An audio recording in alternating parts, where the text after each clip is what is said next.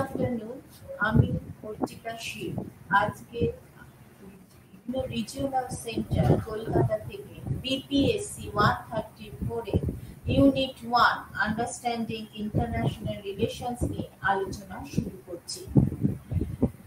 একবিংশ শতাব্দীতে বাজারতাড়িত বিশ্বায়ন এবং তথ্য প্রযুক্তির এই যে বিপ্লবের যুগে আন্তর্জাতিক সম্পর্ক একটি গুরুত্বপূর্ণ বিষয় রূপে প্রতিভাত হয়ে থাকে। বিখ্যাত মার্কিন তাত্ত্বিক বা মার্কিন বিশেষজ্ঞ কার্ল রয়েস এ প্রসঙ্গে একটি বক্তব্য রেখেছিলেন। তিনি বলেছিলেন যে an introduction to the study of international relations in our time is an introduction to the art and science of the survival of mankind.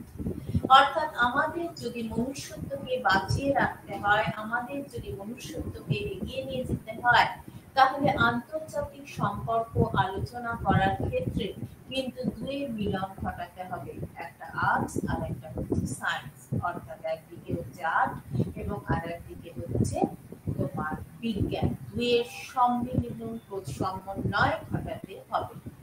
এর প্রসঙ্গে বলতে গিয়ে অধ্যাপক হ্যান্স জে মর্গ্যানথো তিনিও একটা কথা বলেছিলেন যে আন্তর্জাতিক সম্পর্ক কথাটা না ব্যবহার করে বরং আমরা আন্তর্জাতিক রাজনীতি কথাটি ব্যবহার করতেও পারি। সেই জন্য মর্গ্যানথো তার বিখ্যাত বই পলিটিক্স অ্যামং নেশনস গ্রন্থে বলেছিলেন যে আন্তর্জাতিক রাজনীতি হলো রাষ্ট্রসমূহের মধ্যে একটা ক্ষমতা লাভের সংগ্রাম। অর্থাৎ আন্তর্জাতিক পরিসরে আমরা যদি বিচার করতে থাকি তাহলে দেখা যায় যে বিভিন্ন ধরনের রাষ্ট্র সেখানে বিলং করে বা থেকে থাকে। সুতরাং বিভিন্ন রাষ্ট্রের মধ্যে একটা ক্ষমতা আয়ত্ত করা বা ক্ষমতা লাভের একটা ইচ্ছা সেই ক্ষেত্রে দেখতে পাওয়া যায়। তাই তিনি বলেছিলেন যে তাহলে আন্তর্জাতিক রাজনীতিকে যদি আমাদের ডিফাইন করতে হয় তবে সেক্ষেত্রে বলা যায় বিভিন্ন রাষ্ট্রের মধ্যে ক্ষমতা লাভের যে সংগ্রাম তাকেই আমরা বলতে পারি আন্তর্জাতিক রাজনীতি হিসেবে উল্লেখ করতে পারি। এই প্রসঙ্গে বলতে গিয়ে নরমান বি পামার এবং পার্কিন্স বলেছিলেন যে আন্তর্জাতিক সম্পর্ককে এইভাবেও কিন্তু সংজ্ঞায়িত করা যেতে পারে। কি বলা যেতে পারে? সারা পৃথিবী ব্যাপী বা দুনিয়া ব্যাপী মানব সমাজের যে পরিবর্তন ঘটে চলেছে, প্রতিনিয়ত যে পরিবর্তন ঘটে চলেছে তার একটা অধ্যয়ন পাঠ্য হিসেবে আমরা কিন্তু আন্তর্জাতিক সম্পর্ককে বিচার করতে পারি।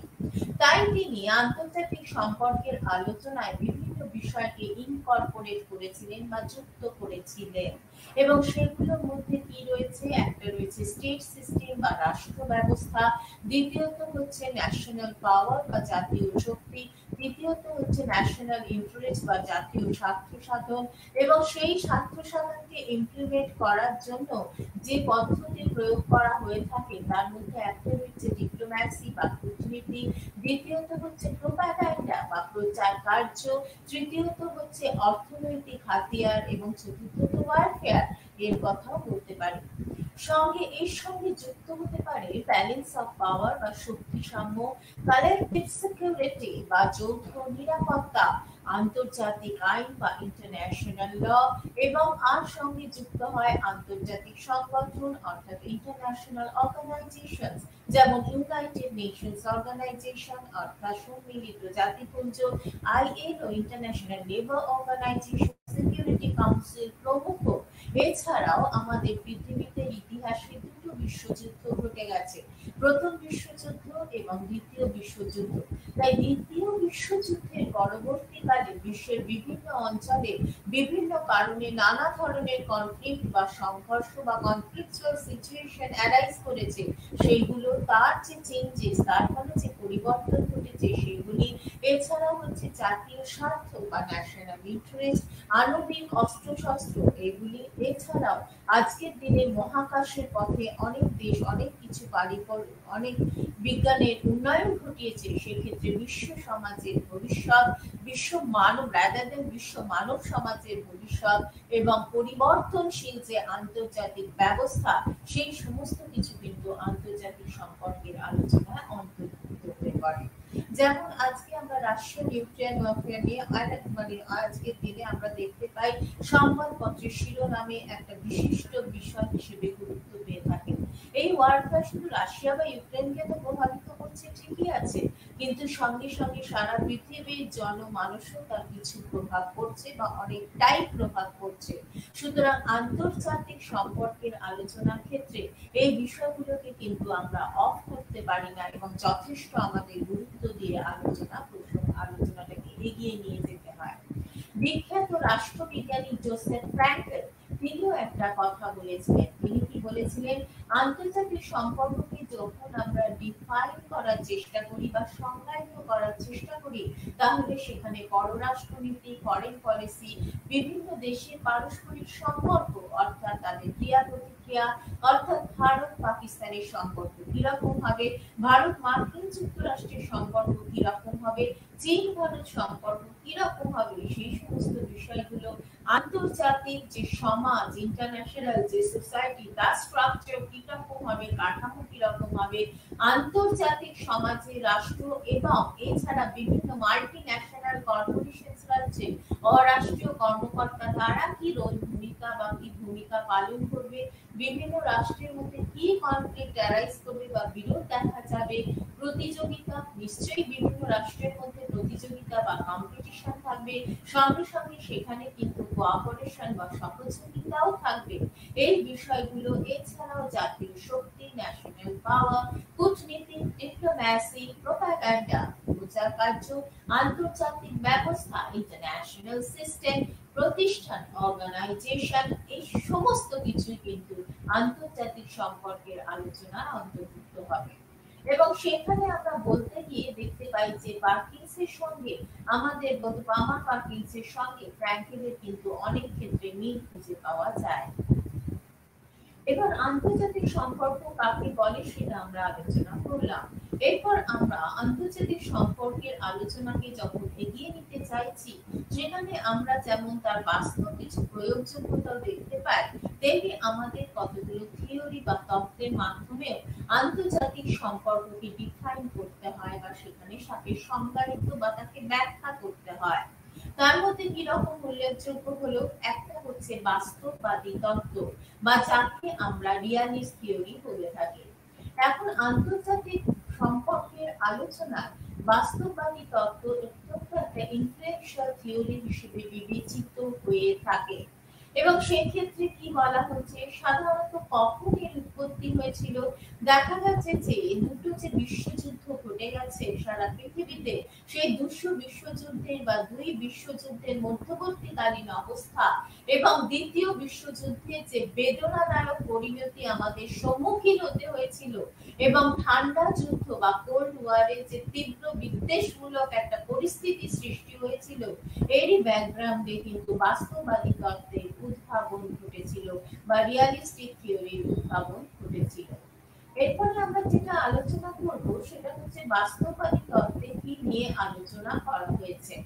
এবং সেক্ষেত্রে যদি দেখা যায় যে প্রথমে এই তত্ত্বের কারা প্রবক্তা ছিলেন সেখানে আমরা বলতে পারি, এই তত্ত্বের যারা পায়োনিয়ার বা পথপ্রদর্শক ছিলেন, সেখানে আমরা দেখেছি তারা কিন্তু পাশ্চাত্য রাষ্ট্র দর্শন বা ওয়েস্টার্ন পলিটিক্স থেকে অনেকটাই গ্রহণ করেছিলেন। এবং সেখানে বলা যায় যে তাদের মধ্যে খুব উল্লেখযোগ্য যাদের নাম বলতে পারি, তারা হচ্ছেন ম্যাকিয়াভেলি, হবস এবং হেগেলের রচনা থেকে তার মধ্যে তার গুরুত্বটা নিহিত আছে। অর্থাৎ এদের রচনা থেকেও কিন্তু হয় যে আমরা বলতে পারি বাস্তববাদী তত্ত্বের অনেক কিছু সোর্স দেওয়া হয়েছে। এছাড়াও ভারতের কৌটিল্যের যে রচনা, সেই রচনায় বাস্তববাদী তত্ত্বের সন্ধান পাওয়া যায়। এছাড়া বিংশ শতাব্দীতে বা 20th সেঞ্চুরিতে E.H. কার্ট, হ্যান্স মরগ্যান্থো, তার কথা বলতে পারি, জন হার্স, তার কথা বলা যায়, নিকোলাস পাইটম্যান প্রমুখের রচনায় আমরা কিন্তু বাস্তববাদী তত্ত্বের এত বিস্তার লক্ষ্য করে থাকি। এ প্রসঙ্গে বলতে গিয়ে এবার বাস্তববাদী তত্ত্বে কি বিষয়ের উপর গুরুত্ব দেওয়া হয়েছিল, সেখানে আমরা বলতে গিয়ে হ্যান্স জে মরগ্যান্থো 6টা নীতির কথা বলতে পারি বা 6 প্রিন্সিপলস এর কথা বলতে পারি। এই যে 6টি নীতি, সেখানে কি বলা হয়েছিল, যদি খুব কনসাইজ ফর্মে বা খুব সংক্ষিপ্ত ভাবে আলোচনা করা হয়, তাহলে বলা যায় যে এই যে পলিটিক্যাল রিলেশনস বা রাজনৈতিক সম্পর্ক সাধারণত কতগুলো মেটেরিয়ালিস্টিক যে প্রিন্সিপাল বা কতগুলো বস্তুগত নিয়ম বা রুলস বা বিধির দ্বারা সাধারণত নিয়ন্ত্রিত হয়ে থাকে বা কন্ডাক্টেড হয়ে থাকে বা পরিচালিত হয়ে থাকে। এবং মানব প্রকৃতির মধ্যে হিউম্যান নেচারের মধ্যে সাধারণত এই সমস্ত নিয়মগুলি সাধারণত নিহিত থাকে। দ্বিতীয়ত যেটা বলা যায় সেটা হচ্ছে যে রাষ্ট্রনেতারা এই সমস্ত রাষ্ট্রের ক্ষমতা বা পাওয়ারের ব্যাকগ্রাউন্ডে বা পরিপ্রেক্ষিতে নির্ধারিত জাতীয় স্বার্থ বা ন্যাশনাল ইন্টারেস্টের দ্বারা ভীষণভাবে ইনফ্লুয়েন্সড হয়ে থাকেন বা প্রভাবিত হয়ে থাকেন। তৃতীয়ত বলা যায় যে এই জাতীয় স্বার্থের দ্বারা যখন দেখা যায় যে কোন জাতির অস্তিত্ব রক্ষার প্রশ্নটা, কোন জাতি কখনো সার্ভাইভ করবে, কতদিন সার্ভাইভ করবে, সেই বিষয়টা ভীষণভাবে ইন্টার রিলেটেড বা ভীষণভাবে যুক্ত থাকে। চতুর্থত বলা যায় যে রাষ্ট্রের কার্যাবলী বা রাজ্যের অ্যাক্টিভিটির সঙ্গে সাধারণত কিছু কিছু ইউনিভার্সাল একটা মরাল প্রিন্সিপালস বা সামাজিক নৈতিক বিধিবদ্ধের যে যোগাযোগ সেটা কিন্তু সবসময় করা সম্ভব হয় না। কারণ বিভিন্ন রাষ্ট্রের বিভিন্ন রকমের মানসিকতা, মেন্টালিটি থাকে। তাই একটা রাষ্ট্রের কাছে যেটা একটা সত্যি মরালিটি বা নৈতিক বিধি বলে মনে হতে পারে, সেটা অন্য রাষ্ট্রের কাছে হয়তো সেটা ততটা গুরুত্বতা বা ইম্পর্টেন্স নাও পেতে পারে। এছাড়াও মর্গানকো বলেছিলেন যে এই যে পলিটিক্যাল পসিবিলিটি বা রাজনৈতিক বাস্তবতা যে রয়েছে বা পলিটিক্যাল রিয়ালিটি রয়েছে, সেই অনুসারে সাধারণত দেখা যায় যে কোনো একটি রাষ্ট্রের যে ডিম্যান্ড, তার আশা, তার আকাঙ্ক্ষা সমস্ত কিছু বিশ্ব নিয়ন্ত্রণকারী নৈতিক বিধি কিন্তু সমার্থক নাও হতে পারে। অর্থাৎ গণতান্ত্রিক রাষ্ট্রের যে ধরনের অ্যাটিটিউড বা যে ধরনের দৃষ্টিভঙ্গি হবে একটা ভারতের মতো উন্নয়নশীল রাষ্ট্রের হচ্ছে সেই ধরনের দৃষ্টিভঙ্গি বা সেই ধরনের অ্যাটিটিউড আশা নাও করা যেতে পারে।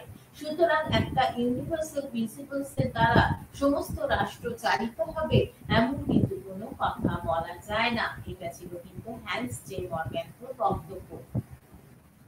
এছাড়াও ষষ্ঠত যেটা বলা যায় যে মর্গ্যানকো রাজনৈতিক এলাকার এই যে স্বাধিকার বা অটোনমি নিয়েও যে কথা বলেছিলেন, অর্থাৎ সেই ব্যাপারে যথেষ্ট গুরুত্বতা বা ইম্পর্টেন্স স্টাডি করেছিলেন এবং বলেছিলেন যে রাজনৈতিক বিধি এবং বাস্তবতার মাপকাঠিতে যেটা বাস্তবে ঘটছে তার ভিত্তিতে সাধারণত পলিটিক্যাল অ্যাক্টিভিটি রাষ্ট্রের বা রাষ্ট্রের কার্যাবলী বা রাজনৈতিক কার্যাবলীকে মূল্যায়ন করা প্রয়োজন আছে বা ইভ্যালুয়েট করার প্রয়োজন আছে।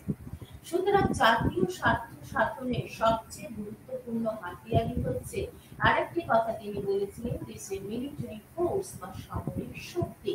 এবং সেক্ষেত্রে দেখা যায় যে বিশ্ব রাজনীতি সাধারণত একটা ব্যালেন্স অফ পাওয়ার অর্থাৎ শক্তিগত ভারসাম্যের দ্বারা অনেকখানি কন্ট্রোল বা নিয়ন্ত্রিত হয়ে থাকে। এছাড়া এ প্রসঙ্গে বলা যায় যে শান্তি বা পিস কখনো বিশ্ব রাজনীতির একটা পার্মানেন্ট ফিচার হতে পারে না। শান্তির সঙ্গে অশান্তি এই বিষয়টাও কিন্তু পারস্পরিক কোরিলেটেড ভাবে যুক্ত হয়ে চলতে থাকে, অর্থাৎ পাশাপাশি simultaneously they belong to each আদার।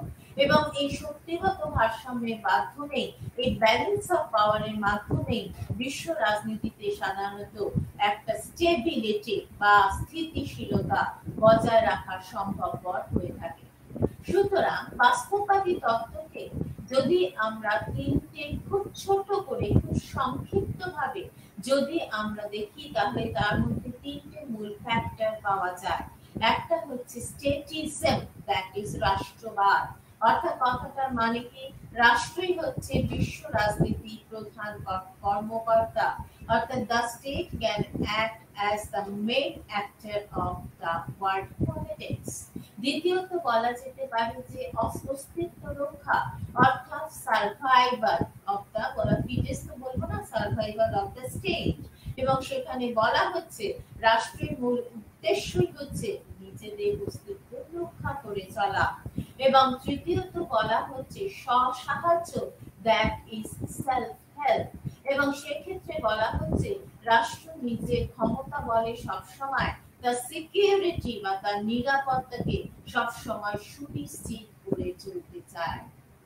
এরপর আমরা যেটা আলোচনা করব সেটা হচ্ছে যে তাহলে আমরা মর্গ্যানফোর এই যে বাস্তববাদী তত্ত্ব সেখান থেকে আমরা রাষ্ট্রের কিছু বৈশিষ্ট্য বা ক্যারেক্টারিস্টিক্স আমরা আলোচনা যেমন করে থাকবো, তেমনি এই তত্ত্বের কিছু বৈশিষ্ট্য আমরা বলতে পারি। যেমন বলা হচ্ছে যে এই থিওরি বা এই তত্ত্ব আন্তর্জাতিক সম্পর্কে একটা সাধারণত ধারাবাহিকতা বা কন্টিনিউটিকে বজায় রাখে। দ্বিতীয়ত, শক্তিগত এই যে ব্যালেন্স অফ পাওয়ার বা শক্তিগত ভারসাম্যের মধ্য দিয়ে অনেক জাতীয় রাষ্ট্র সাধারণত তাদের নিরাপত্তা বা সিকিউরিটিকে সুনিশ্চিত করতে চেষ্টা করে, এবং নিরাপত্তা প্রহরী বা অনেক সময় সেটা সম্ভব হয়, কখনো কখনো সেটা নাও সম্ভব হতে পারে। এটা বাস্তববাদের মূল কথা হিসেবে বিবেচিত হয়। তৃতীয়ত, বলা যায় যে এই বাস্তববাদ সাধারণত রাজনৈতিক ক্ষেত্রে বা পলিটিক্যাল আসপেক্টে তার নিজস্ব আইডেন্টিটি বা স্বাতন্ত্র্যতাকে বজায় রেখে চলতে চায়।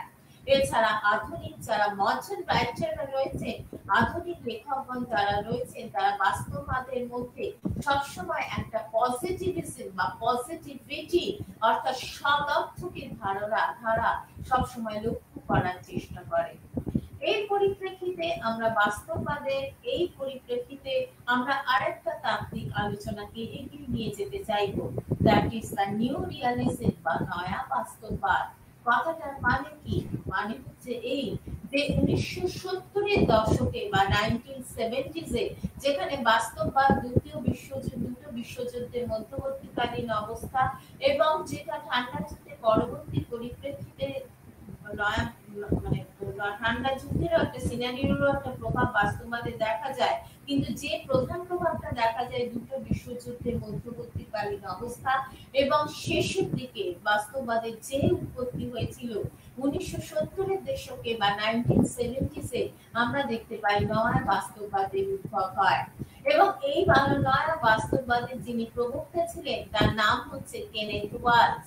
তিনি কি বলেছিলেন? তিনি বলেছিলেন যে নয়া বাস্তববাদের সঙ্গে নয়া বাস্তববাদে অনেকটা তফাৎ রয়েছে, যে তিনি সেটাকে সায়েন্টিফিক্যালি ব্যাখ্যা করার চেষ্টা করেছিলেন। তাহলে ওয়ালজ সাহেব কি বলেছিলেন? ওয়ালজ সাহেবের মতে ছিল বিশ্ব রাজনীতি সাধারণত একটা স্পেসিফিক স্ট্রাকচারাল সিস্টেম, অর্থাৎ একটা নির্দিষ্ট কাঠামোযুক্ত ব্যবস্থা হিসেবে আমরা কিন্তু বিশ্ব রাজনীতিকে দেখতে থাকতে পারি, এবং এটা একটা নিজস্ব স্বাতন্ত্র্যতা বা অটোনমি বা আইডেন্টিটি নিয়ে চলে। সুতরাং ওয়ালসের মতে হচ্ছে বিশ্ব রাজনৈতিক ব্যবস্থার অন্তর্গত যে আমরা বিভিন্ন ধরনের রাষ্ট্র রয়েছে, সেই রাষ্ট্রগুলোর মধ্যে নিশ্চয়ই ফিচার্স হিসেবে কতগুলো ন্যাচারাল ফিচার বা ন্যাচারাল ক্যারেক্টারিস্টিক্স বা কমন ক্যারেক্টারিস্টিক্স বা সাধারণ কিছু বৈশিষ্ট্য থাকলেও তাদের মধ্যে পাওয়ারের বা শক্তিগত দিক দিয়েও কিন্তু দেয়ার আর সাম ডিস্টিংশনস, অর্থাৎ তাদের মধ্যে কিছু পার্থক্য রয়েছে। তারই পরিপ্রেক্ষিতে বিশ্ব রাজনীতিতে কিছু রাষ্ট্রকে আমরা কি বলে থাকি? কিছু রাষ্ট্র হয়ে থাকে আমাদের কাছে খুব পাওয়ারফুল স্টেট বা শক্তিশালী রাষ্ট্র, কিছু হয় উন্নত রাষ্ট্র, অর্থাৎ যেগুলোকে পাওয়ারফুল তারাই হচ্ছে ডেভেলপ কান্ট্রি। কিছু রাষ্ট্র রয়েছে উন্নয়নশীল রাষ্ট্র অর্থাৎ ডেভেলপিং কান্ট্রি, কিছু রাষ্ট্র রয়েছে অনুন্নত রাষ্ট্র বা আন্ডার ডেভেলপ কান্ট্রি। এবং সেই কারণে আমরা বলতে পারি যে এই সমস্ত রাষ্ট্রের মধ্যে ক্ষমতার বন্টনে কিন্তু সমতা নেই, ইকুয়ালিটি নেই, সেখানে একটা ইনইকুয়ালিটি কিন্তু খুব ভালোভাবে দৃষ্টিভঙ্গি আমাদের পরিলক্ষিত হয়। প্রত্যেক রাষ্ট্রের যদি ন্যাশনাল ইন্টারেস্ট বা জাতীয় স্বার্থ কথা আমাদের বিচার করতে হয়, সুতরাং সেখানে তাদের এই দুটো বিষয়ের উপর আমাদের ভীষণ গুরুত্ব দিতে হয়। একটা সেই রাষ্ট্রের ন্যাশনাল ইন্টারেস্ট এবং সাইমালটেনিয়াসলি একটা রাষ্ট্রের তার জাতীয় যে সামর্থ্য বা ন্যাশনাল এবিলিটি, এই ব্যাপারটার উপর গুরুত্ব দিতে হয়। এছাড়া আরো যে বিষয়টি আমাদের কাছে বড় হয়ে ওঠে সেটা হচ্ছে প্রত্যেকটা রাষ্ট্র, অর্থাৎ সেটা ছোটই হোক বড়ই হোক, প্রত্যেক রাষ্ট্র কিন্তু they are very much conscious about their security, অর্থাৎ তারা কিন্তু নিরাপত্তা সচেতন হয়ে থাকে।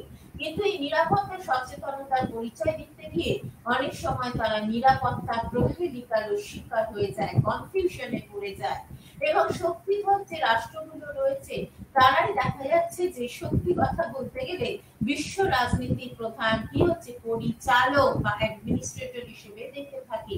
এবং সেখানে আমরা যদি প্রতিনিয়ত দেখি, বাস্তবগত দিক দিয়ে দেখতে থাকি, আমরা কি রাশিয়া বা আমেরিকা এদের কথা ভুলতে পারবো? জার্মানি এদের কথা ভুলতে পারবো? চীন, জাপান এদের কথা, এরা শক্তিধর পাওয়ারফুল স্টেট, সুতরাং এদের আমরা কিন্তু কখনোই অফ করতে পারি না। সুতরাং শক্তিধর যে রাষ্ট্রসমূহ রয়েছে তারা কিন্তু বিশ্ব রাজনীতির অন্যতম পরিচায়ক হিসেবে আমাদের কাছে বিচার পেয়ে থাকে। এবং এই যে নিও যে রিয়ালিস্ট রয়েছে, নয়া বাস্তববাদীরা রয়েছে, যাই বলেছিল যে এদের দ্বারা কিন্তু দেশ পৃথিবীর রাজনীতি অনেকখানি পরিচালিত হয়ে থাকে এবং সেই কারণে বিশ্ব রাজনীতিতে একটা ধারাবাহিকতা বা কন্টিনিউটি সবসময় কিন্তু চলতে থাকে বা সেটা সবসময় দেখা যায়। তবে তারা বলা যায় যে বলতে পারো বিশ্ব সমাজের যে এই যে অপরিহার্য পরিবর্তন, সবসময় কিন্তু বিশ্ব সমাজ বা ওয়ার্ল্ড সোসাইটি বা ওয়ার্ল্ড সিস্টেম যাই বলো না কেন, সেইগুলো কিন্তু সবসময় কিন্তু they are very changeable in nature, অর্থাৎ ভীষণভাবে পরিবর্তনশীল চারিত্রিকগত দিকে। তাই বিভিন্ন রাষ্ট্রের মধ্যে তারা যেমন প্রতিযোগিতার কথা বলেছেন, সাইমালটেনিয়াসলি নয়া বাস্তববাদ যে বিষয়টির উপর গুরুত্ব দিয়েছেন সেটা বলেছেন যে বিভিন্ন রাষ্ট্রের মধ্যে কোঅপারেশন বা সহযোগিতা এই বিষয়টির উপরেও ভীষণ গুরুত্বতা বা ইম্পর্টেন্স দিয়েছে। সুতরাং নয়া বাস্তববাদে কিন্তু এই বিষয়টির উপর ভীষণভাবে ইম্পর্টেন্স বা গুরুত্ব দেওয়া হয়, দ্যাট ইজ কোঅপারেশন বা সহযোগিতা। এরপর আমরা বিশ্ব রাজনীতিতে আরেকটি তত্ত্ব নিয়ে আলোচনা করব। সেই তত্ত্বটি হচ্ছে উদারবাদী তত্ত্ব বা লিবারাল থিওরি। এবং সেক্ষেত্রে বলা যায় যে আন্তর্জাতিক সম্পর্কে যদি উদারবাদী আন্তর্জাতিক সম্পর্কের ক্ষেত্রে লিবারাল থিওরি কিন্তু একটা সনাতনী বা ক্লাসিক্যাল থিওরি হিসেবেই গুরুত্বতা বা ইম্পর্টেন্স পেয়ে থাকে। 17th সেঞ্চুরি থেকে অর্থাৎ সপ্তদশ শতক থেকে উদারবাদী দৃষ্টিভঙ্গির মাধ্যমে বা এই লিবারাল অ্যাটিটিউডের মাধ্যমে আন্তঃরাষ্ট্রীয় সম্পর্কে অর্থাৎ ইন্টারস্টেট যে ইন্ট্রা বলো ইন্টারস্টেট বলো সেই সমস্ত রাষ্ট্রের মধ্যে ব্যাখ্যা বিশ্লেষকরা করার বা অ্যানালাইজ যারা করে থাকেন তারা সেটা করার চেষ্টা করেছে। 90 দশকে বা 1990 দশকে after the end of world war বা ঠান্ডা যুদ্ধের অবসানের পর এই তত্ত্বে সাধারণত দেখা গেছে তার ব্যাপকতা, তার জনপ্রিয়তা, পপুলারিটি অনেক বেশি বৃদ্ধি প্রাপ্ত হয়েছে। এবং এই উদারনীতিবাদের একটা মূল ধারা হিসেবে আমরা যেটাকে নিয়ে আলোচনা করব সেটা হচ্ছে লিবারাল ইনস্টিটিউশনালিজম, অর্থাৎ উদার প্রতিষ্ঠানবাদ। এই বিষয়টাকে নিয়ে আমরা এখানে বড় করে একটু আলোচনা করে থাকবো। এবং সেখানে বলা হচ্ছে যে এই উদার প্রতিষ্ঠানবাদের যারা সাপোর্টার বা সমর্থক রয়েছে তারা বলেছেন যে অতি জাতীয় সহযোগিতা সম্প্রসারিত লক্ষ্য করে, সেখানে সম্প্রসারিত হয় বিভিন্ন রাষ্ট্রের মধ্যে এবং বিভিন্ন সমাজে এই অতি রাষ্ট্রীয় সহযোগিতার মাধ্যমে বিভিন্ন সমাজকে সার্ভাইভ বা টিকিয়ে রাখার চেষ্টা করা হয়। এদের মধ্যে যিনি উল্লেখযোগ্য ছিলেন এই বিষয়ে নিজে বক্তব্য রেখেছিলেন তার নাম হচ্ছে ডেভিড মেট্রানি। তিনি কি বলেছিলেন যে এই অতি রাষ্ট্রীয় সহযোগিতার মধ্য দিয়ে বিশ্বে সাধারণত যেগুলো কমন যে প্রবলেমগুলো দেখা যায়, যে সাধারণ সমস্যাগুলো লক্ষ্য করা যায় সেগুলো কিন্তু সমাধান করার চেষ্টা করা হয়। এই প্রসঙ্গে বলতে গিয়ে তার একটা মূল কনসেপ্ট বা তিনি যেটা নাম দিয়েছিলেন তার নাম বলেছিলেন যে র্যামিফিকেশন। কথাটার মানে কি, এই ক্ষেত্রে সহযোগিতা নিশ্চয়ই বিভিন্ন রাষ্ট্রের মধ্যে থাকবে, এছাড়া বিভিন্ন রাষ্ট্রের পরিসরের বাইরেও যে সমস্ত অর্গানাইজেশন গুলো রয়েছে তার মধ্যেও এগুলো কিন্তু ক্রমশ প্রসারিত হবে বা স্প্রেড আউট করবে। এবং এখানে রাষ্ট্রগুলির মধ্যে ঐক্যবদ্ধতা বা ইউনিটির এই বিষয়টির উপর ভীষণভাবে গুরুত্বতা দেওয়া হয়েছিল। এবং তারা ডেভিড মেট্রানি এই কথাও বলেছিলেন যে সহযোগিতামূলক এই সমস্ত প্রকল্পগুলো রয়েছে তার মধ্য থেকে আস্তে আস্তে দেখা যাচ্ছে যে তাদের পক্ষে সরে আসা অসম্ভব হবে। অর্থাৎ বিভিন্ন রাষ্ট্রের মধ্যে কি বলা হচ্ছে কোঅপারেশন বা সহযোগিতা অনেক বেশি দেখা যাবে বা গুরুত্বতা তো পাবে এবং সহযোগিতাটাই সেখানে ফার্স্ট প্রায়োরিটি হবে বিভিন্ন রাষ্ট্রের মধ্যে। এবং এই অতি জাতীয় সহযোগিতায় উদার প্রতিষ্ঠানবাদের মূল বক্তব্য হিসেবে বিবেচিত হয়ে থাকে। এই যে উদার সহযোগিতা বিভিন্ন রাষ্ট্রের মধ্যে হতে পারে, বিভিন্ন প্রতিষ্ঠানের মধ্যে হতে পারে, রাষ্ট্র বা প্রতিষ্ঠানের মধ্যেও হতে পারে। এই প্রসঙ্গে বলতে গিয়ে আর্নেস্ট হাস বলে একজন বিশেষজ্ঞ ছিলেন বা রাষ্ট্রবিজ্ঞানী ছিলেন। তিনি কি বলেছিলেন? বলেছিলেন আজকে আমরা মডার্ন এরাকে বিলং করি, অর্থাৎ আধুনিক যুগে আমরা বসবাস করছি। সুতরাং আজকের দিনে আধুনিক যুগে আমাদের কাছে কি হচ্ছে, সোশ্যাল ওয়েলফেয়ার বা আধুনিক জনকল্যাণ বিষয়টা ভীষণভাবে গুরুত্বতা বা ইম্পর্টেন্স পেয়ে থাকে। সুতরাং আধুনিক জনকল্যাণের চাহিদা মেটানোর জন্য রাষ্ট্রের ক্ষমতাও কিন্তু অনেক ক্ষেত্রে বিভিন্ন জায়গায় বিভিন্ন পরিসরে কিছুটা ডিক্রিজ করানো হচ্ছে বা হ্রাস পাচ্ছে। এই অবস্থায় তার জন্য সেই জায়গাটা কে নিচ্ছে? সেই জায়গাটা দখল হচ্ছে বিভিন্ন আন্তর্জাতিক বা ইন্টারন্যাশনাল অর্গানাইজেশন বা সংগঠন, এবং এরা হচ্ছে কিন্তু রাষ্ট্রের সঙ্গে হাতে হাত মিলিয়ে চলে বা রাষ্ট্রের সঙ্গে সহায়ক হয়ে পড়ে, এবং রাষ্ট্রের একটা অপরিহার্য একটা পার্ট অ্যান্ড পার্সেল হিসেবে আজকের দিনে বিবেচিত হয়ে থাকে। 1990 দশকে আন্তর্জাতিক সম্পর্কের অঙ্গনে যদি আমরা বিচার করতে থাকি, সেখানে আরেকটি বিষয় গুরুত্ব পায়, সে বিষয়টি কি? Democratic piece theory. এবং সেক্ষেত্রে হচ্ছে রাষ্ট্রগুলো হচ্ছে, আজকে বিভিন্ন রাষ্ট্রের যদি চারিত্রিক বৈশিষ্ট্য আমাদের বিচার করতে হয়, তাহলে বেশিরভাগ রাষ্ট্রই হচ্ছে কিন্তু কি রাষ্ট্র? বেশিরভাগ রাষ্ট্রই হচ্ছে উদারবাদী রাষ্ট্র বা লিবারাল স্টেট হিসেবে বিবেচিত হয়ে থাকে। এবং সেই কারণে দেখা যায় যে রাষ্ট্রগুলো নিজেদের সার্ভাইভ করতে চায়, নিজেদের সাস্টেইন করতে চায়, নিজেদের স্টেবিলিটি বজায় রাখতে চায় বা স্থায়িত্ব বজায় রাখতে চায়। তাই কখনোই রাষ্ট্রগুলোর মধ্যে সে উন্নত অনুন্নত যাই হোক না কেন, সাধারণত একটা উদারবাদী রাষ্ট্র একটা অন্য উদারবাদী রাষ্ট্রের সঙ্গে প্রতিনিয়ত যুদ্ধ করতে চায় না বা তার সঙ্গে সংঘর্ষ চায় না। যদিও এই প্রসঙ্গে বলতে গিয়ে রাশিয়া ইউক্রেনের কথা বলা যায়, কিন্তু সেখানে কেন এই প্রশ্নটা হতে পারে? সেখানে হচ্ছে যে ইউক্রেন এক সময় রাশিয়ার অন্তর্ভুক্ত ছিল, এবং ইউক্রেন হচ্ছে এমন একটা ফার্টাইল অঞ্চল, যে অঞ্চলটা আজকে স্বাধীন রাষ্ট্র হিসেবে রাশিয়া থেকে বেরিয়ে গিয়ে একটা কি হয়েছে, বেরিয়ে যাওয়ার ফলে রাশিয়া অনেক বেশি অ্যাট্রাক্টেড হয়ে গেছে, যার কারণে সে কাল্টিভেশনের দিক দিয়ে বলো, সেক্ষেত্রে খনিজ সম্পদের দিক দিয়ে বলো, বৈদ্যুতিক বৈদ্যুতিক মানে বিদ্যুৎ, ইলেকট্রিসিটি সমস্ত দিক দিয়ে যে দিক দিয়ে বিচার করে থাকি না কেন, সেক্ষেত্রে ইউক্রেন হচ্ছে অনেক বেশি কি বলা যেতে পারে, অনেক বেশি তোমার কি হচ্ছে ফার্টাইল, অর্থাৎ সেইখানটা সেই জিনিসটা যখন রাশিয়া থেকে বেরিয়ে গেছে, সুতরাং রাশিয়া অনেকটা অ্যাফেক্টেড হয়েছে।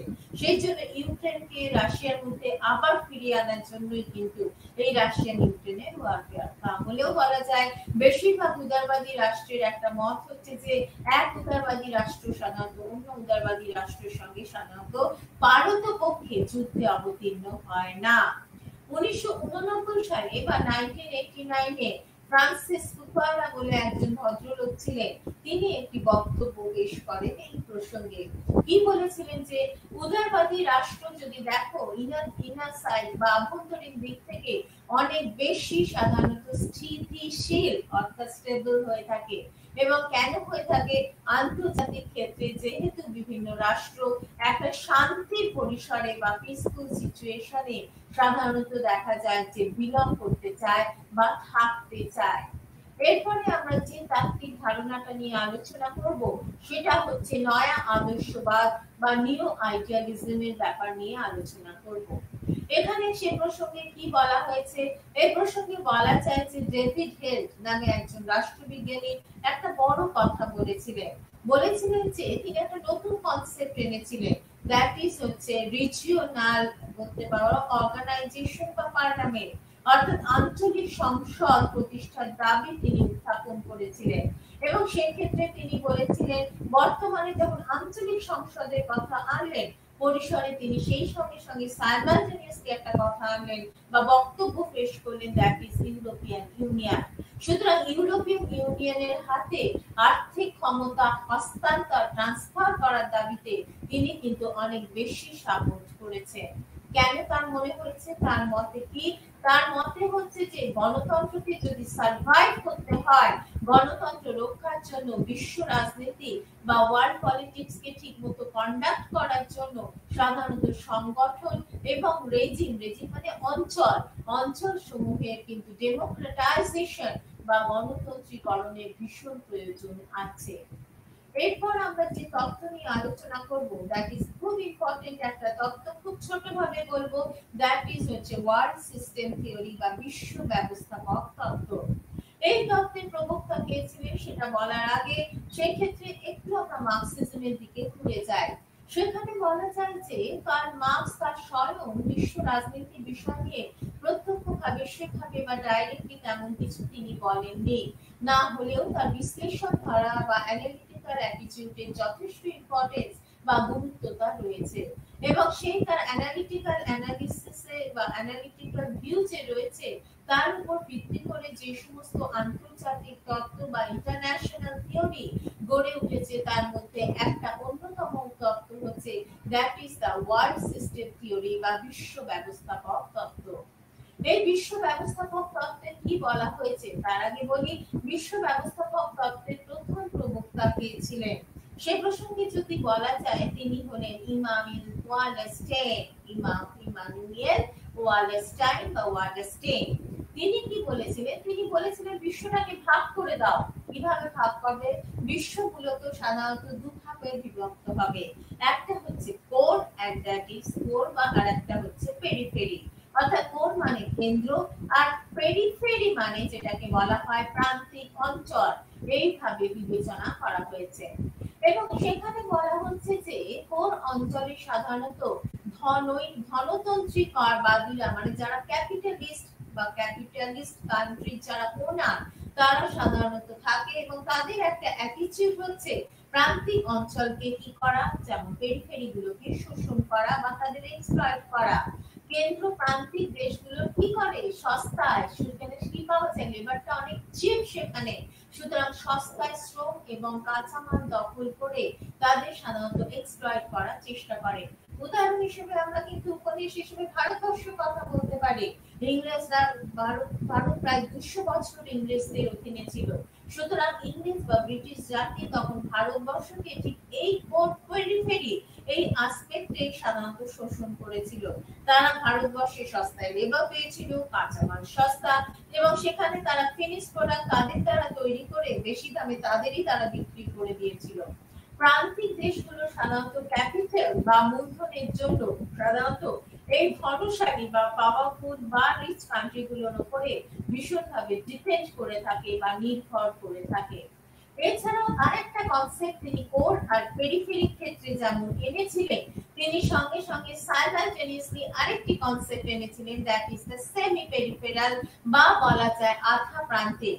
আধা প্রান্তিক দেশগুলোর কিছু কিছু বৈশিষ্ট্য দেখা যায়, কিন্তু সেখানেও সেটা পেরিফেরির কিছু বৈশিষ্ট্য থাকে, আর হচ্ছে তোমার ক্যাপিটালিস্ট বা কোর অঞ্চলের রাষ্ট্রগুলির কিছুর একটা মিক্স আপ বৈশিষ্ট্য, মিক্স আপ দেখা যায়।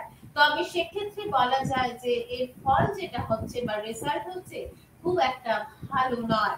সেখানে দেখা যায় যে সারা বিশ্বে সাধারণত ইনইকুয়ালিটি বা বিশ্বজনীন অসাম্য ভীষণভাবে পরিলক্ষিত হয়ে থাকে। এরপরে আমরা যে তত্ত্বটা আলোচনা করব, দ্যাট ইজ তা বলা যায় যে নির্ভরতা তত্ত্ব বা পরনির্ভরশীল তত্ত্ব বা ডিপেন্ডেন্সি থিওরি। কথাটা মানে কি সেটা বলা যায় যে এই তত্ত্বটি কিন্তু ল্যাটিন আমেরিকার যে ইন্টেলেকচুয়াল যে গ্রুপ ছিল বা বুদ্ধিজীবী যে মহল ছিল সেখানে সেটা ভীষণ পপুলারিটি অ্যাকোয়ার করেছিল বা অর্জন করেছিল। সেখানে কি বলা যায়, এই নির্ভরতা বা পরনির্ভরতা তত্ত্বে সর্বজন সব থেকে বড় ব্যাপার হচ্ছে যে এটার একটা কোনো ইউনিভার্সাল ডেফিনেশন সেভাবে পাওয়া যায় না। তবে যেটুকু পাওয়া গেছে তার মধ্যে একজনের কথা আমরা বলতে পারি, তিনি হচ্ছেন ব্রাজিলীয় সমাজবিজ্ঞানী থিওডর ডন সান্তোস, তার কথা আমরা বলতে পারি। তিনি কি বলেছিলেন প্রসঙ্গে, এই ডিপেন্ডেন্সি বা পরনির্ভরশীলতা হচ্ছে এমন একটা সিচুয়েশন বা এমন একটা পরিস্থিতি যেখানে কয়েকটা দেশের ইকোনমি বা অর্থনীতি অন্য দেশের অর্থনৈতিক উন্নতি বা বিস্তৃতির দ্বারা সম্পূর্ণভাবে প্রভাবিত হয় বা ইনফ্লুয়েন্সড হয়। এই কথাটা তিনি বলেছিলেন। এই কথাটা তিনি যখন বলেন তার প্রথম দিকে একজন তাত্ত্বিকের কথা আমাদের আনতেই হবে, তার নাম হচ্ছে অ্যান্ড্রে গুন্ড্রা ফ্র্যাঙ্ক। তিনি কি বলেছিলেন? তিনি বলেছিলেন যে যদি আমরা হিস্টোরিক্যাল যদি একটা এক্সপেরিমেন্টের মধ্য দিয়ে আমাদের যেতে হয় বা ঐতিহাসিক গবেষণার ফলে যেটা রেজাল্ট পাওয়া গেছে বা দেখা গেছে যে এই যে অল্পোন্নত নির্ভরশীল, বলা যায় সমকালীন, বলতে পারো যে অল্পোন্নত যে অধুনা কর্তৃত্বকারী যে দেশগুলি রয়েছে, সাধারণত দেখা যায় যে নির্ভরশীল যে দেশগুলো, ওই দেশগুলোর উপর যে সমস্ত দেশগুলো নির্ভর হচ্ছে তাদের উপর তারা অতীতে এবং বর্তমানে অনেক শোষণ করে চলেছে, এবং সেখানে অতীতে এবং বর্তমানে চালু থাকা যে অর্থনৈতিক এবং বলতে পারো যে অন্যান্য যে সম্পর্ক রয়েছে তার একটা ঐতিহাসিকতা বা হিস্টোরিক্যাল একটা আসপেক্ট আমরা খুঁজে পেয়ে থাকি। এবং সেই ক্ষেত্রে বলা যায় যে এছাড়া তার উপর ভিত্তি করে সম্পর্কগুলো ডেভেলপ করে, এবং এই সম্পর্কগুলো বিশ্বব্যাপী ছড়িয়ে থাকা একটা ক্যাপিটালিজমের বা ধনতন্ত্রের বার্তা বহন করে থাকে। এই প্রসঙ্গে আমরা একটু মার্কসিস্টদের কথা বলতে পারি। মার্ক্সবাদীরা কি বলেছিলেন? মার্ক্সবাদীরা যেটা বলেছিলেন সেটা হচ্ছে যে সাম্রাজ্যবাদ বা ইম্পেরিয়ালিজমের কথা আমরা যদি বলি, সত্যি আমাদের যদি তাকে বলতে হয়, সাম্রাজ্যবাদ কিন্তু নিজে নিজেকেই বিনাশ করে বা নিজে নিজেকেই নষ্ট করে, ডিসলভ করে দেয়। যেখানে অধীনতা বা নির্ভরশীলতার সম্পর্ক সাধারণত নিরবিচ্ছিন্ন ভাবে বা একটা বলতে পারো যে কন্টিনিউয়াসলি ভাবে সব সময় ডেভেলপ করতে থাকে বা গড়ে উঠতে থাকে। অ্যাকর্ডিং টু লেনিনিজম বা লেনিনবাদ অনুযায়ী যদি বলতে হয় তাহলে বলা যায় যে সাম্রাজ্যবাদ তখনই ধ্বংস হয় বা মানে ইম্পেরিয়ালিজম তখনই রুইন্ড আপ হয়ে যায় যখন ক্রমশ সংকুচিত হতে থাকা শোষণের বলা যায় যে সুযোগগুলো, যে বেনিফিটস গুলো রয়েছে সেগুলো আস্তে আস্তে কবজা করতে গিয়ে অথরিটেরিয়ান কর্তৃত্ববাদী যে রাষ্ট্রগুলো আছে তারা নিজেদের মধ্যেই কিন্তু কনফ্লিক্টে জড়িয়ে পড়ে বা যুদ্ধে লিপ্ত হয়ে যায়। এবং সেই ক্ষেত্রে দেখা যায়, তাই লেনিনের মতে হচ্ছে প্রথম বিশ্বযুদ্ধই হচ্ছে এর বড় এক্সাম্পল বা উদাহরণ হিসেবে আমরা তাকে বলতে পারি। এরপর আমরা যেটা বলবো তাটা হচ্ছে নির্ভরতা তত্ত্বের কি কি কিছু চারিত্রিক বৈশিষ্ট্য যখন আলোচনা করব, বড় করে তো আমরা নিশ্চয়ই বলবো না এক্ষেত্রে এই চ্যাপ্টারে, সেখানে আমরা ছোট করে তিনটে বৈশিষ্ট্যের কথা বলে থাকবো। কি কি বৈশিষ্ট্যের কথা বলবো সেটা হচ্ছে, যেটা বলা যায় প্রথমত অল্পোন্নত কথাটা তারা ব্যবহার করেছিলেন।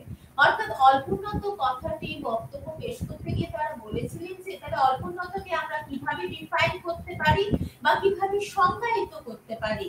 অল্পোন্নত হলো এমন একটা সিচুয়েশন বা অবস্থা যেখানে ন্যাচারাল রিসোর্সকে খুব অ্যাক্টিভলি বা সক্রিয়ভাবে ব্যবহার করা হচ্ছে, কিন্তু সেটা এমন ভাবে ব্যবহার করা হচ্ছে এর শুধু সুফলটা কিন্তু ভোগ করছে, অর্থাৎ ভালো রেজাল্টটা ভাগ করছে যারা, কারা ভোগ করছে, এনজয় করছে এই সমস্ত যারা অথরিটেরিয়ান স্টেট বা কর্তৃত্বকারী রাষ্ট্রগুলো, কিন্তু সম্পদের মালিক যারা ওনার কিন্তু দরিদ্র দেশগুলো বা পুয়ার কান্ট্রিগুলো হচ্ছে না, তারা কিন্তু শুধুমাত্র শোষিত হয়ে যাচ্ছে। তারা বিভিন্ন ভাবে ওই সমস্ত দেশগুলোর উপর নির্ভরশীল হয় এবং এই নির্ভরশীলতার সুযোগ নিয়ে সাধারণত ধনী রাষ্ট্রগুলি তাদের এভাবে এক্সপ্লয়েট করে চলে।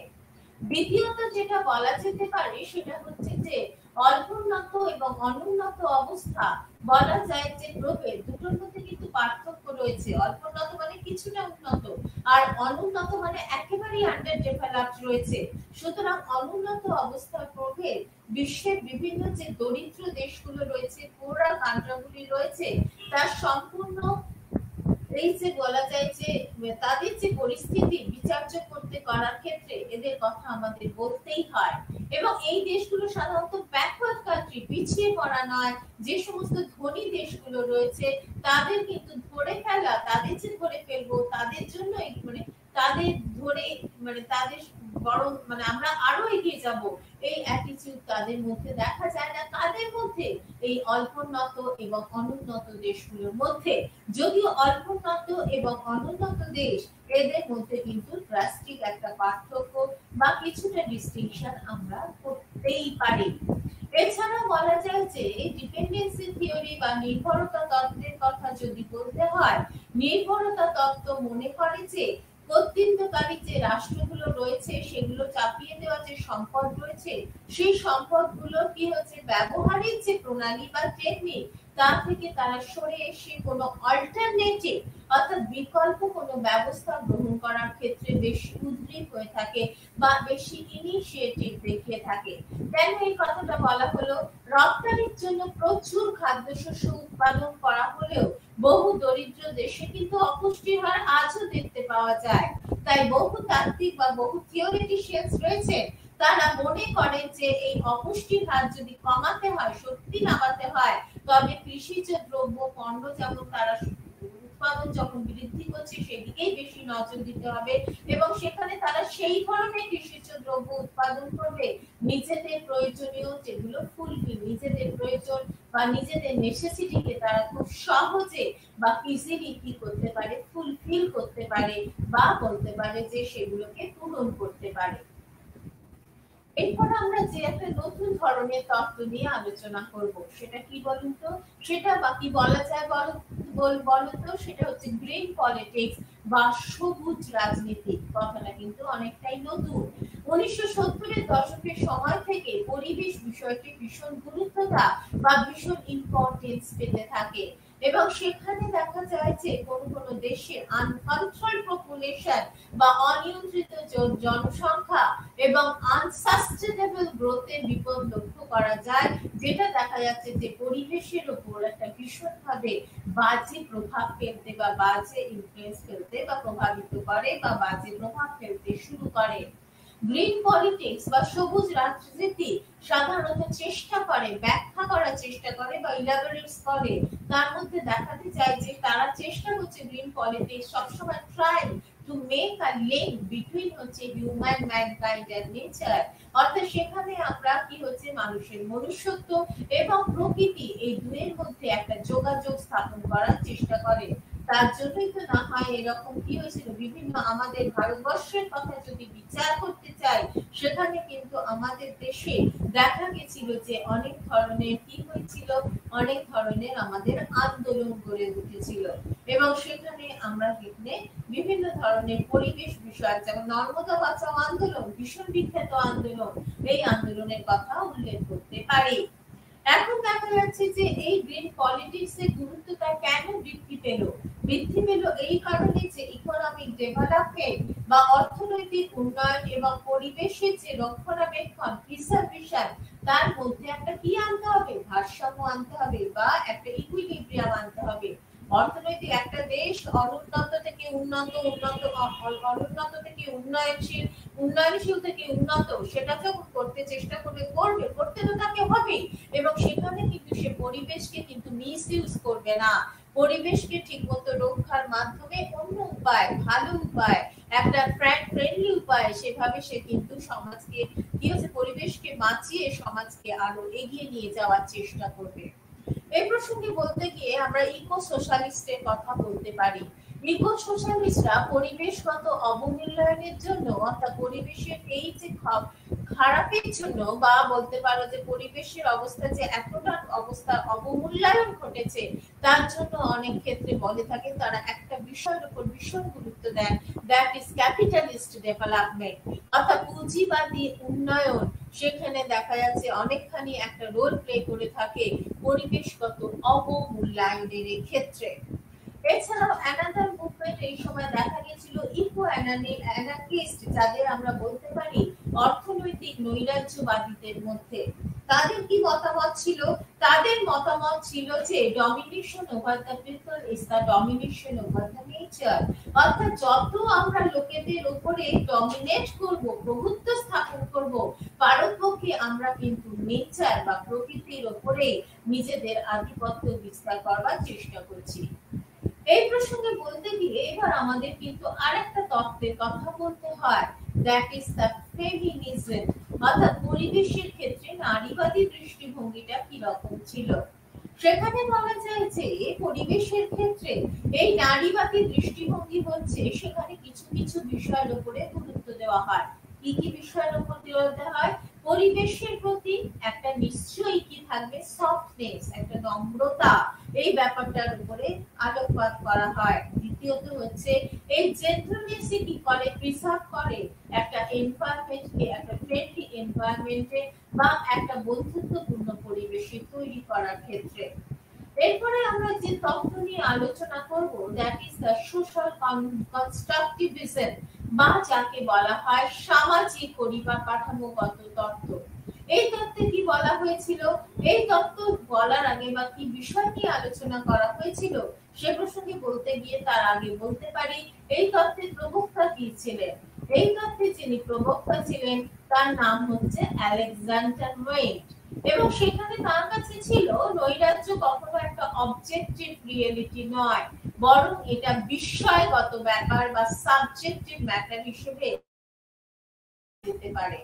এটি একটি সামাজিক পরিকাঠামো যেখানে লোকেরা নিজেদের মধ্যে ধারণা, বিশ্বাস এবং ঐতিহ্যকে অনেক বেশি কি করে থাকে, গুরুত্ব দিয়ে চলে বা ইম্পর্টেন্স দিয়ে চলে থাকে।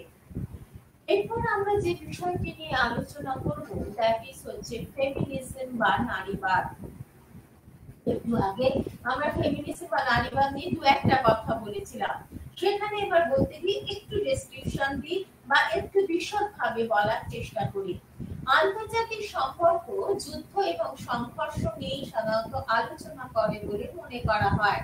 এছাড়াও আন্তর্জাতিক আইনের ফ্লারিশমেন্ট, ডেভেলপমেন্ট যাই বলো না কেন, আন্তর্জাতিক আইনের বিকাশ, ডিপ্লোম্যাসি, কূটনীতি এবং ব্যবসা বাণিজ্য অর্থাৎ ট্রেডের যে সম্প্রসারণ, এই বিষয়গুলো নিয়েও কিন্তু ফেমিনিজম যথেষ্ট আলোচনা করে। আন্তর্জাতিক সম্পর্কে জড়িত যে তত্ত্বগুলো বা থিওরিগুলো রয়েছে সেগুলো কিন্তু বেশিরভাগ ক্ষেত্রে আমরা দেখি যে মহিলা বা নারীদের সাধারণত একটা গৃহে আভ্যন্তরীণ কি হচ্ছে বিষয় থেকে বিষয় ডোমেস্টিক ম্যাটার হিসেবে যেন তাদের যুক্ত করা হয়ে থাকে। আভ্যন্তরীণ বা আন্তর্জাতিক রাজনীতিতে তাদের যে কোনো একটা গুরুত্বতা আছে বা ইম্পর্টেন্স রয়েছে সেটাকে সম্পূর্ণরূপে ইগনোর করা হয় বা অগ্রাহ্য করা হয়ে থাকে। নারীবাদীরা কি বলেছিলেন, নারীবাদীরা বলেছিলেন যে আন্তর্জাতিক সম্পর্ক একটা জেন্ডার বায়াসড ব্যাকআপ, অর্থাৎ লিঙ্গবাদে সেখানে একটা অন্ধত্বের পরিচয় দেয়, একটা জেন্ডার ব্লাইন্ডনেসেরই পরিচয় দেয়। এত বড় কথাটা কেন বললেন, বলা হয়েছে কেননা সেখানে মহিলাদের যে ভয়েস রয়েছে, কণ্ঠস্বর রয়েছে বা তাদের যে আলাদা ওপিনিয়ন থাকতে পারে, মতামত থাকে, সেই ব্যাপারটাকে কোনোভাবেই গুরুত্বটা দেওয়া হয় না বা ইম্পর্টেন্স দেওয়া হয় না। কিন্তু সব থেকে বড় ব্যাপার হচ্ছে রাষ্ট্র সোশ্যাল সায়েন্স বা সামাজিক কল্যাণমূলক কাজে বা সোশ্যাল ওয়েলফেয়ারিজমে যখন অ্যাটিটিউড বা দৃষ্টিভঙ্গি নিয়ে চলে সেখানে সে অনেকগুলো কথাও বলে সঙ্গে সঙ্গে। কি কথা বলে? প্রভিশনস অফ ফুল এম্পাওয়ারমেন্ট, অর্থাৎ বলা যায় যে নারীদের ফুল এমপ্লয়মেন্ট অর্থাৎ পূর্ণ চাকরি দাও বা পূর্ণ যাতে সবাই কাজ করতে পারে তার ব্যাপারে গুরুত্বটা বাড়াও। দারিদ্র্য দূরীকরণ অর্থাৎ সেখানে পভার্টি ইরাডিকেশন এবং ইনইকুয়ালিটি যাতে সরে তার উপরেও গুরুত্ব দেওয়া হয়। কিন্তু সেটা সবটাকে ফুলফিল করা বাস্তবে সম্ভব? হয়তো সেটা করা সম্ভবপর হয় না, এবং ভারতবর্ষের মতো জনবহুল দেশে সেটা করা তো অত্যন্ত মানে কি হয়ে যাচ্ছে, অত্যন্ত অসাধ্য কাজ হয়ে যাচ্ছে। সেখানে তাই যদি সত্যি করতে হয়, নারীবাদীরা মনে করেন যে মহিলাদের পার্টিসিপেশন অনেক বেশি ইনক্রিজ করতে হবে, বাড়াতে হবে, এবং সেটাই নারীবাদীদের বিষয় মানে নারীবাদীদের আলোচনার প্রধান বিষয় হিসেবে বিবেচিত হয়ে থাকে। এছাড়াও আমরা আগেরবার যেটা বলছিলাম পোস্ট স্ট্রাকচারালিজম অর্থাৎ উত্তর কাঠামোবাদ। উত্তর কাঠামোবাদের তত্ত্ব হচ্ছে অনেকটা বলা যায় যে এটি লাংশিক বা পার্সিয়াল এবং লোকাল বা আঞ্চলিক। কেন কথাটা বলা হচ্ছে? পোস্ট মডার্নিস্ট বা উত্তর আধুনিক যে বাদীরা রয়েছেন তারা বলেছেন যে তাত্ত্বিকরা যে নলেজ সিস্টেম বা জ্ঞান ভান্ডারের যে জটিলতা সেটা নিয়ে আলোচনা করে থাকে বা ডিসকাস করে থাকে, যেখানে দেখা যাচ্ছে যে সেই একই কথা সমাজের একটি শ্রেণীর জন্যই তোমাকে কি করা হয়, ট্রুথটাকে ডেভেলপ করা হয় বা সত্যকে গড়ে তোলা হয়। সুতরাং পোস্ট মডার্নিস্টরাও আরেকটা বিষয়ের উপরে বলেছিলেন কথা, rejection of hierarchy ideas. Hierarchical ideas মানে কি? স্তর বিশিষ্ট যেভাবে স্তরে স্তরে যে আইডিয়া বা কি হচ্ছে আলোচনা হয়ে থাকে তারও একটা রিজেকশনের কথা বলা হয়েছিল। তারা মনে করেছিলেন যে প্রতিটি সমাজ সাধারণত নিজস্ব সত্য বা ট্রুথ নিয়ে চলে এবং বলা যায় যে তারা নিজস্ব ট্রুথ বা ভ্যালুকে ডেভেলপ করে বা তৈরি করে থাকে। এই প্রসঙ্গে বলতে গিয়ে জার্মান দার্শনিক ফ্রেডরিক নিৎসের কথা বলতে পারি। এবং ফ্রেডরিক নিৎসে কি বলেছিলেন, তিনি একটা নতুন ধরনের কনসেপ্ট ব্যবহার করেছিলেন, দ্যাট ইজ নিহিলিজম বা নিহিলিজম কথাটা ব্যবহার করেছিলেন। এই প্রসঙ্গে বলতে গিয়ে মাইকেল ফোকটের কথা বলতে পারি, যিনি ফরাসি দার্শনিক ছিলেন। তিনি কি বলেছিলেন, যে তিনি বলেছিলেন যে নলেজ ইজ পাওয়ার, অর্থাৎ হচ্ছে জ্ঞান হচ্ছে একটা শক্তি হিসেবে বিবেচিত হতে পারে। তিনি বিশ্বাস করতেন যে এই সত্য বা ট্রুথ হচ্ছে মানব সমাজ গঠনের একটা বড় ফ্যাক্টর হিসেবে বিবেচিত হয়ে থাকবে এবং সমাজের যে শক্তিশালী একটা অংশ রয়েছে তারা তাদের ভেস্টেড ইন্টারেস্ট, তাদের বিভিন্ন ধরনের ইন্টারেস্ট বা স্বার্থকে চরিতার্থ করতে গিয়ে নিজস্ব সত্যের উপর ভিত্তি করে বা নিজস্ব ট্রুথের উপর ভিত্তি করে সমাজটাকে ডেভেলপ করার চেষ্টা করবে বা সমাজকে তৈরি করবে। আচ্ছা, এই প্রসঙ্গে এই কথাটা বলতে গিয়ে আবার একটু সোশ্যাল কনস্ট্রাকটিভিজমের দিকে চলে যায়। সামাজিক পরিকাঠামোগত তাত্ত্বিকরা এই বিষয়ের উপরেও যেটা গুরুত্ব দিয়েছিলেন সেটা হচ্ছে যে সেখানে কোনো অবজেক্টিভ সামাজিক বা রাজনৈতিক বাস্তবতা অর্থাৎ সোশ্যাল এবং পলিটিক্যাল মরালিটি থাকতেই পারে না। অর্থাৎ বাস্তবতা সেখানে বিচার করে একটা ইনার সাইড হিসেবে বা অন্তর্নিহিত ভাবে। সেই কারণে বলা হয়েছিল যে পিপলস আইডিয়াস এবং তাদের যে বিলিফস, তাদের যে বিশ্বাস, সেটা দেখা যাচ্ছে যে অনেক বেশি গুরুত্বতা পায় যখন সেটা শেয়ার করা যায়, বিভিন্ন জনের মধ্যে ছড়িয়ে দেওয়া যায়। এবং সেটা যদি শেয়ার করা যায় তাহলে তাদের মধ্যে নিজস্ব একটা আইডেন্টিটি বা স্বকীয়তা ভালোভাবে ডেভেলপ করে এবং সেটা কিন্তু বিভিন্ন স্বার্থ নিয়ে তারা কাজ করতে সমর্থ হয়। সুতরাং সোশ্যাল বলতে পারো যে কনস্ট্রাকটিভিস্ট যারা রয়েছে তারা কি বিষয়ের উপর হাইলাইট করেছিলেন, বলেছিলেন যে the interaction between the agent, অর্থাৎ সমাজে যে বিভিন্ন এজেন্ট রয়েছে তাদের মধ্যে ইন্টারঅ্যাকশন করা হয়ে থাকুক এবং বলা হচ্ছে সেটা কি রকম হতে পারে, people in the form of individuals, একজনও হতে পারে আবার অনেক সময় গোষ্ঠীও হতে পারে। এবং and structures of the international system are also mediated by, এবং তারা নিজেদের মধ্যে যে মিডিয়েটেড মানে সমঝোতা নিয়ে চলবে সেখানে কতগুলো কিন্তু ফ্যাক্টর কাজ করে থাকে। কি ফ্যাক্টর কাজ করে? একটা হচ্ছে বিলিফস বা বিশ্বাস, একটা হচ্ছে ভ্যালুস বা মূল্য, একটা হচ্ছে থিওরিজ বা তত্ত্ব, আর একটা হচ্ছে অ্যাজাম্পশন বা কিছুটা কল্পনা। এই বিষয়গুলো কিন্তু অনেক বেশি গুরুত্বটা পেয়ে থাকে। এরপর আমরা যে লাস্ট যে তত্ত্বটা নিয়ে আলোচনা করব সেই তত্ত্বটা হচ্ছে পোস্ট কলোনিয়ালিজম বা উত্তর ঔপনিবেশিকতাবাদ। এই প্রসঙ্গে বলতে গিয়ে আমরা বিখ্যাত রাষ্ট্রবিজ্ঞানী অ্যান্ড্রু হেইউডের কথা বলতে পারি। অ্যান্ড্রু হেইউড তত্ত্ব কি বলেছিলেন, তার পলিটিক্স নামে যে গ্রন্থ আছে সেখানে তিনি একটা কথা বলেছিলেন।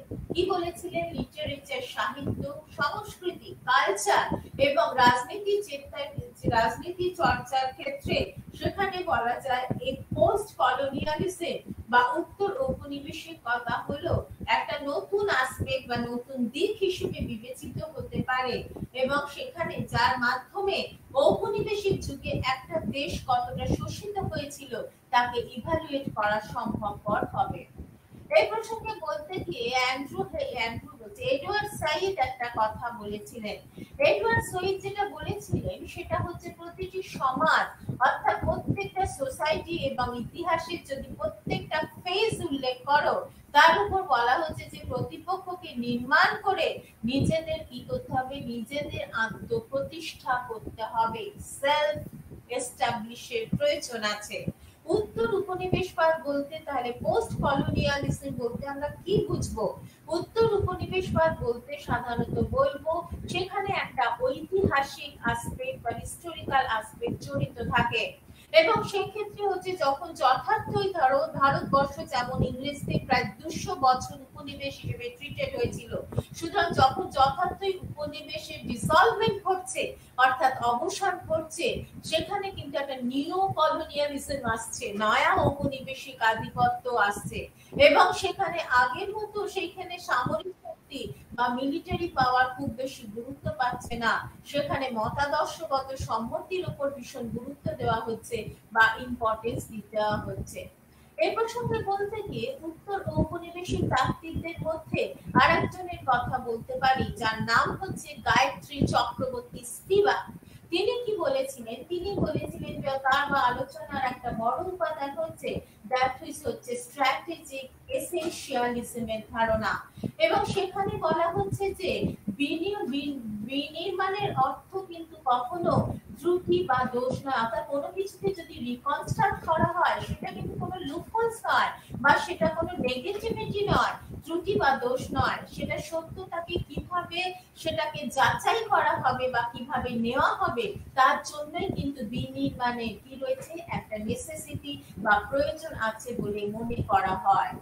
এবং সেই প্রসঙ্গে বলতে গিয়ে উত্তর ঔপনিবেশিকতাবাদের আরেকটা কথা বলে দিই, উত্তর ঔপনিবেশিকে যখন নিও কলোনিয়ালিজমের কথা বলা হয় সেখানে সেই জন্য ইকোনমিক যে অর্থনৈতিক ভাবে যে গরিব রাষ্ট্রগুলোকে শোষণ বা সমাজে পিছিয়ে পড়া দেশগুলোকে শোষণ, সেই ব্যাপারটাই কিন্তু গুরুত্বতা পেয়ে থাকে বা ইম্পর্টেন্স পেয়ে থাকে। সামরিক শক্তি বা মিলিটারি পাওয়ার এই বিষয়গুলো সেভাবে গুরুত্বতা পায় না বা ইম্পর্টেন্স পায় না, পাবে তো নিশ্চয়ই, কিন্তু প্রায়োরিটিটা পেয়ে থাকে কিন্তু ইকোনমিক এক্সপ্লয়টেশন।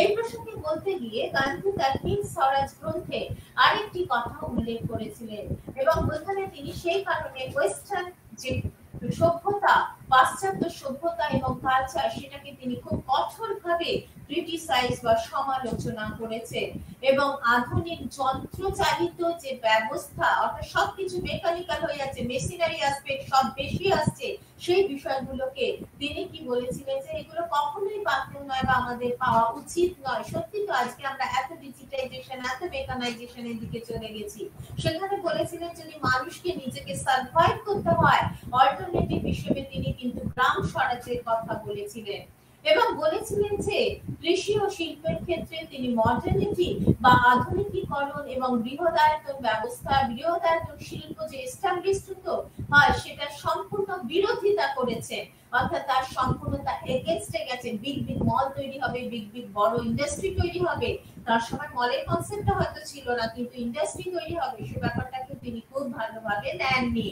তিনি সেই জন্য বলেছিলেন যে কটেজ ইন্ডাস্ট্রি ডেভেলপ করো, কুটির শিল্প ডেভেলপ করো, কুটির শিল্প এবং শ্রম নিবিড় উৎপাদন ব্যবস্থা, অর্থাৎ লোকে কায়িক পরিশ্রম দিয়ে ভালোভাবে ডেভেলপ করুক, চরকা চালাক, চরকা নিচে সুতো তৈরি হবে, খাঁটি সুতো তৈরি হবে, সেই সুতো দিয়ে জামা কাপড় তৈরি করো, সেই ব্যাপারটার উপর বেশি গুরুত্ব বা বেশি ইম্পর্টেন্স দিয়েছে। মেশিনারি টুলের মধ্যে হয়তো প্রোডাকশন বাড়বে কিন্তু সেখানে তার বলা যায় যে তার মানে হয়তো সেটা সূক্ষ্মতা হবে কিন্তু সেখান থেকে তাদের হয়তো অনেক বেশি আরাম পাওয়া যাবে না, সেটা কিন্তু কি ছিল তোমার গান্ধীর মতামত ছিল। সেই জন্য তিনি বলেছিলেন যে দেখো যদি একটা এনভায়রনমেন্টে সবাইকে বাঁচতে হয় সেখানে তিনি নতুন ভাবে না নিজ মতো গ্রিন পলিটিক্স এর কনসেপ্টটাকে এনেছিলেন। তিনি বলেছিলেন মানুষ, পশু এবং প্রকৃতি অর্থাৎ হিউম্যান বিং, অ্যানিম্যাল এবং নেচারের মধ্যে একটা ইকুইলিব্রিয়াম বা একটা ভারসাম্যের প্রয়োজন আছে বা একটা সমতার প্রয়োজন আছে, এই কথা তিনি বলেছিলেন।